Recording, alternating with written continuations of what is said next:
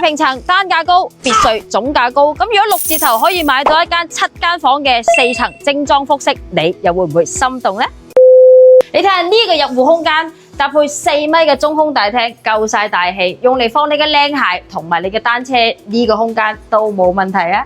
推開子母門就係你嘅中空客廳，全屋都係瓷磚上牆噶啦。現在咁睇咧，裝修係樸素咗啲，但係搭配翻啲現代啲嘅家具咧，睇起嚟都唔差嘅。樸素就樸素啲啦，但係奈何佢單價平啊嘛。先嚟睇一層，整個一層都係你嘅生活空間，呢邊係客廳，呢邊係飯廳。飯廳搭配嘅係藥式設計，加上3.5米嘅層高，無論約上你嘅親朋好友定係3、5知己喺呢一度聚餐，都既寬敞又高大上。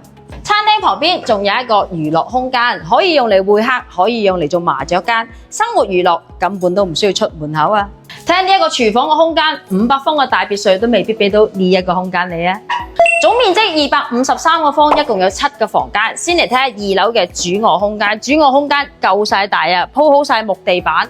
而且咧，你睇下放住1.8米床嘅話咧，空間還係非常之大嘅。出邊仲有個陽台，業主已經做好晒防蚊紗窗噶啦。咁呢一個空間位置嘅話，可以用嚟做書房、做電競房都冇問題。呢邊咧雖然係整咗個衣櫃，如果你覺得唔夠嘅話咧，呢一度仲有空間可以做你嘅衣帽間、衛生間都喺埋呢一邊㗎。咁基本上入到房間嘅話，兩公婆喺入邊基本上都唔需要出去啦。假如你嘅小朋友仲比較細，或者你打機嘅聲音驚嘈到你老婆嘅話，出門口呢度仲有一個房間可以做書房，亦都可以做兒童房。負一層一共有3個房間，其中有2個房間咧都係有陽台嘅，2個房間嘅空間咧都係唔細嘅，都可以放到1.8米床，而且亦都係整好晒衣櫃嘅。唯獨咧就係呢一間房間會稍為細少少，但係同樣都做好咗衣櫃。負2層直達車庫，行2步路就可以入屋啦。負2層咧個2個房間，但係因為光線唔係十分好啊，我比較建議嘅話咧，好似呢一間房咁咧，就做成一個雜物間。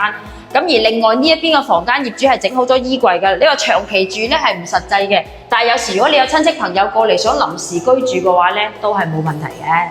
地理位置嚟講，出門口就係超市、市場，係夠晒方便嘅。咁現在啲房咧係越大越貴啦。咁今日呢一間屋嘅話，4層嘅複式精裝，除咗冇花園之外咧，但係佢嘅價錢只需要普通平層嘅價錢，6字頭嘅單價就可以上車啦。有興趣嘅話，盡快過嚟揾我啦。多謝思思，帶你了解更多房產思維。